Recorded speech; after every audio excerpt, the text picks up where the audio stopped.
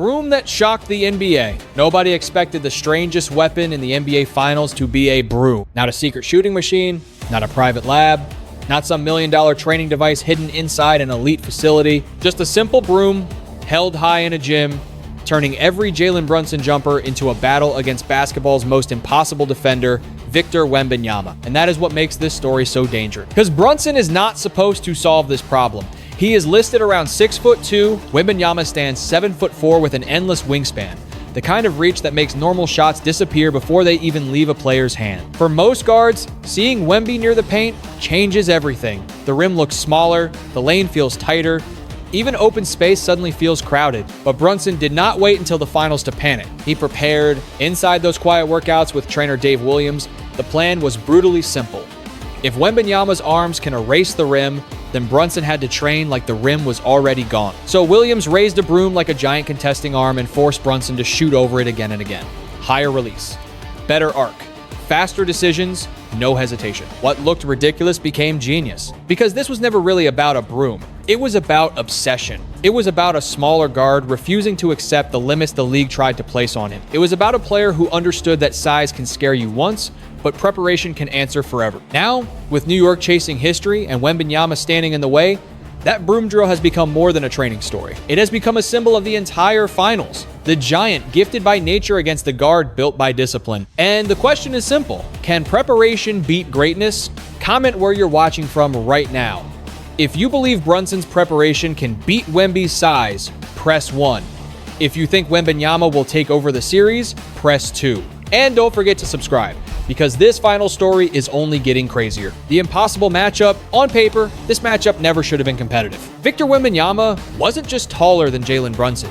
He represented the future of basketball itself. At 7'4" with extraordinary mobility, elite instincts, and a wingspan that seemed to stretch across the entire court, Wembanyama could alter games without even touching the ball. Opponents changed shots simply because they knew he was nearby. Coaches redesigned offenses just to avoid him. Then there was Brunson. No overwhelming athleticism, no jaw-dropping vertical leap, no physical traits that scouts traditionally dream about. Throughout his career, people questioned whether he was too small, too slow, too limited to carry a franchise. And yet, here he was, standing on the biggest stage in basketball. The contrast couldn't have been more dramatic. One player entered the league surrounded by historic expectations. Analysts called Wembanyama a once-in-a-generation phenomenon before he even played his first NBA game. Every highlight reinforced the same belief. This kid was built differently. The other spent years proving people wrong. Brunson learned how to survive through angles, timing, footwork, patience, and toughness. While others relied on gifts, he relied on details. Every pivot mattered. Every hesitation dribble had purpose. Every possession became a chess match. That's what made this final showdown so captivating. It wasn't just Knicks versus Spurs. It wasn't just New York against the league's newest superstar. It was philosophy versus philosophy. Can natural advantages be overcome by relentless preparation? Can intelligence disrupt raw physical dominance? Can years of being overlooked forge a mentality stronger than hype? The pressure inside Madison Square Garden reached another level. Fans weren't just watching basketball anymore. They were witnessing two completely different paths to greatness collide in real time. For Brunson, this series wasn't about proving he belonged. He had already done that. This was about proving that heart, discipline, and preparation could still challenge destiny itself. Because sometimes the most dangerous player in the building isn't the one everyone fears. It's the one everyone underestimated, the Wemby drill.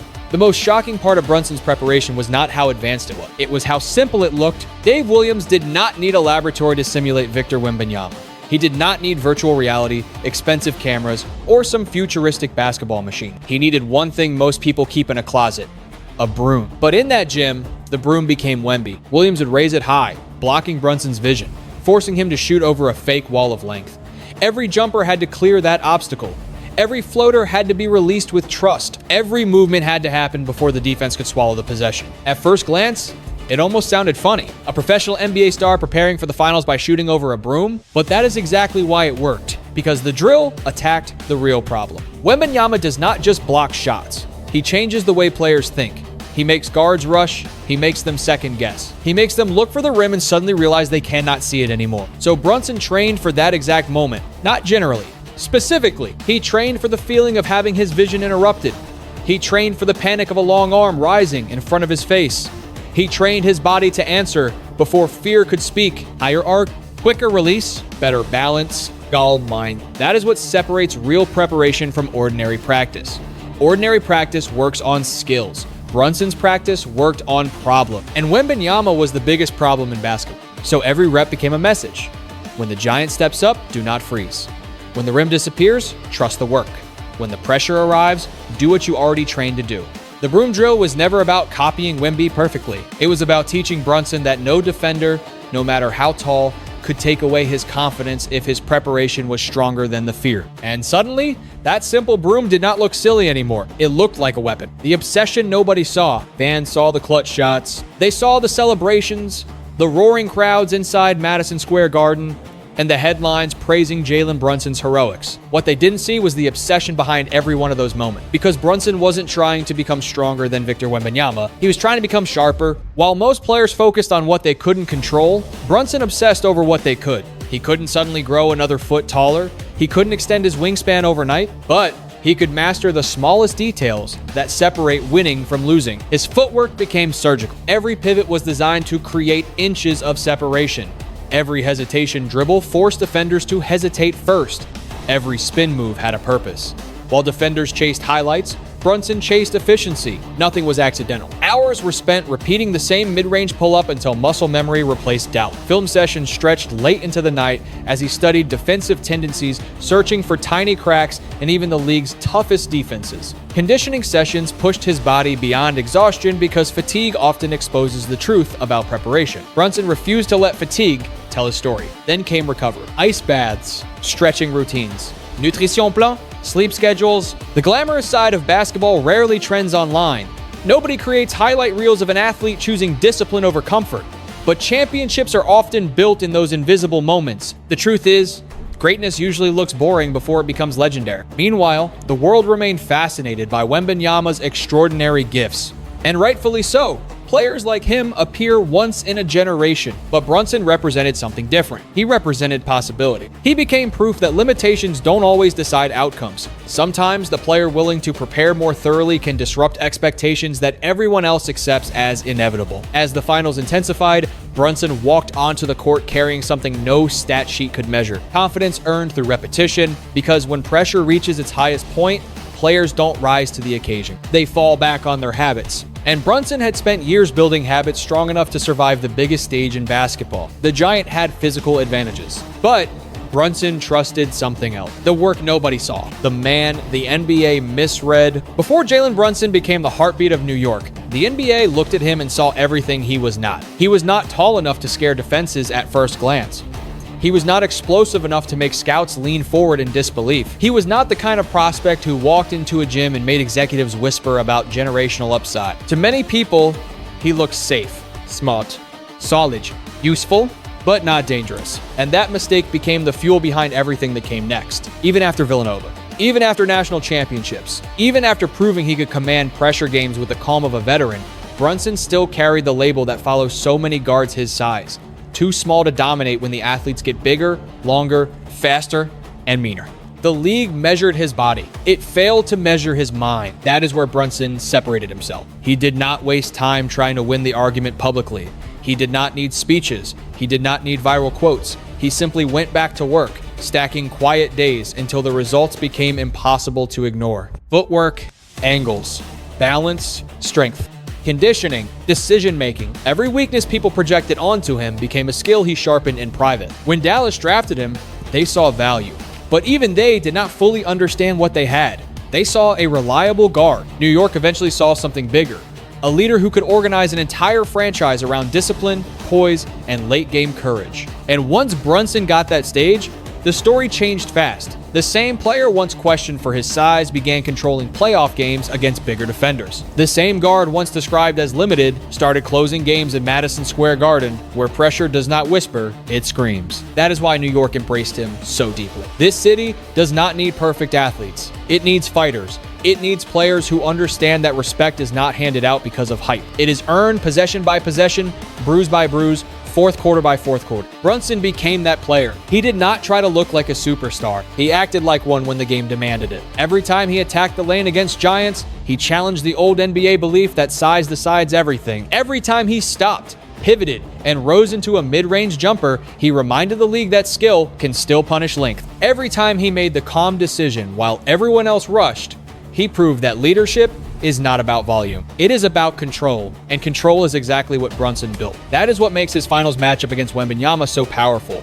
Wemby represents the dream every scout can see from the upper deck. Brunson represents the truth scouts sometimes miss when they stare too long at measurement. Greatness is not always loud when it enters the room. Sometimes it arrives as a second-round pick. Sometimes it arrives with doubts attached. Sometimes it waits years for the right team, the right city, the right moment, and then suddenly, the player everyone underestimated becomes the one everyone has to stop. The NBA saw a small guard. New York found a captain. And now the league is learning, under the brightest lights possible, that Jalen Brunson was never limited. He was unfinished, the father behind the fighter. Long before Madison Square Garden chanted Jalen Brunson's name, before sold-out crowds celebrated his clutch performances, before the NBA Finals turned him into the center of basketball's biggest stage, there was another voice shaping the player he would become: Rick Brunson. To the basketball world, Rick was a former NBA player who carved out a career through toughness and persistence. He wasn't a superstar, he wasn't the face of a franchise. He understood exactly what life looked like for players who had to earn everything the hard way, and that made him the perfect teacher for his son. From an early age, Jalen wasn't raised to believe talent alone would save him. He was taught that preparation was non-negotiable. If practice started at 9, you arrived early. If everyone else shot 100 jumpers, you shot 200. If you lost, you studied why. Excuses were never part of the conversation. Rick understood how cruel professional sports could be. He knew the world would eventually criticize his son. They would question his size, his speed, and whether he truly belonged among basketball's elite. So he prepared Jalen for something bigger than opponent. He prepared him for doubt. There were no shortcuts, no entitlement because his father had played in the league, no promises that opportunities would simply appear. Jalen learned that reputation means nothing once the ball is tipped. Every game demanded proof. Every season required growth. That mentality followed him everywhere. At Villanova, coaches praised his maturity beyond his years. In Dallas, teammates trusted his calm under pressure. In New York, fans saw a leader who never seemed rattled by the chaos surrounding him. Those traits didn't suddenly appear during the final. They were built over decades. Rick never taught Jalen how to become famous. He taught him how to remain steady, how to respond when critics grew louder, how to stay humble after success, how to work when nobody was watching. That is why Brunson's rise feels different. Many stars are defined by spectacular highlight. Brunson is defined by consistency. Even now, standing across from Victor Wembanyama under the brightest spotlight imaginable, he carries lessons learned long before television cameras followed his every move. Stay composed. Trust your preparation. Respect the game. Earn everything. Because behind every possession, every clutch shot, and every fearless drive to the basket lives a truth few people fully appreciate. Jalen Brunson didn't inherit greatness. He inherited standard, and those standards transformed an overlooked kid into the captain of New York and one of the toughest competitors in basketball. The night New York held its breath, the finals did not begin like a celebration. They began with fear. Jalen Brunson drove into traffic, planted, moved awkwardly, and for one terrifying moment, New York stopped breathing. The same player carrying the Knicks' championship dreams looked uncomfortable. Then came another scare, another awkward step, another reason for every fan to imagine the worst. Because the Knicks did not just need Brunson, they were built around. Every late-game decision ran through his hands. Every defensive adjustment from San Antonio was designed with him in mind. Every hope New York carried into this series depended on whether its captain could stay on the floor long enough to finish the job. And somehow, he did. That is what made the moment so powerful. Brunson did not look for excuses. He did not turn the night into a story about pain. He returned to the game and did what prepared players do when conditions become imperfect. He adjusted. He slowed the pace when needed. He picked his spots. He trusted his footwork instead of forcing reckless drive. He used his body to protect the ball, his eyes to manipulate defenders, and his balance to create just enough space. Then the fourth quarter arrived, the place where pressure exposes everyone. For some players, the final minutes feel too heavy. The noise becomes louder, the legs become weaker, the rim looks smaller. For Brunson, it looked familiar because pressure had already been built into his training. Every uncomfortable rep, every simulated close game drill, every shot over that raised broom had prepared his nervous system for exactly this kind of chaos. So when New York needed him most, he was still there. Not perfect, not untouched, but present.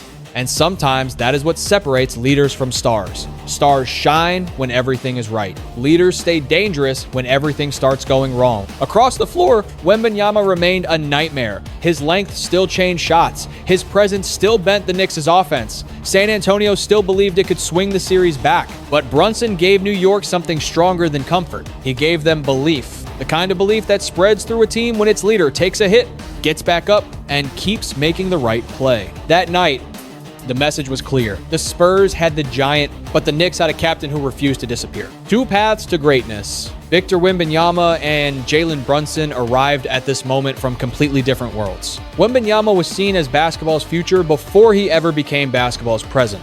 His size, skill, timing, and defensive reach made him feel almost inevitable. Scouts did not wonder whether he could change the league. They wondered how quickly it would happen. Brunson's path was nothing like that. There was no inevitability, only resistance. Every step required proof. Every opportunity came with conditions. Every level brought the same quiet question: can a guard this size really keep winning when the stage gets bigger? And every time, Brunson answered the same way, not with noise, with work. That contrast is what makes this finals matchup feel bigger than one series. Wembanyama represents the gift. Brunson represents the grind. One is the player every franchise dreams of drafting. The other is the player too many franchises fail to properly value until it is too late. But greatness does not have only one shape. Sometimes it is 7'4" and impossible to shoot over. Sometimes it is 6'2", calm in the fourth quarter, built from details nobody wanted to respect. That is why Brunson's story hits so hard. He does not make fans believe they can become Wembanyama. Almost nobody can, but he makes people believe they can become better than their circumstances, sharper than their limitations, and stronger than the doubt around them. Wemby forces the league to imagine the future. Brunson forces the league to reconsider what it overlooked. And maybe that is the real battle of these finals. Not size versus size, not hype versus hype, but destiny versus discipline. Wembanyama may still explode. The Spurs may still adjust. A series can change in one quarter, one injury scare, one cold shooting night, one defensive breakthrough, but Brunson has already proven something powerful. He did not need to be built like the future to challenge it. He only needed to be prepared for it. The Garden waits for history. Madison Square Garden was not just waiting for a game, it was waiting for a memory. New York had waited decades for a moment like this. Since 1973, generations of Knicks fans had watched hope rise, collapse, rebuild, and disappear again. Great players came through the city. Big names carried the jersey.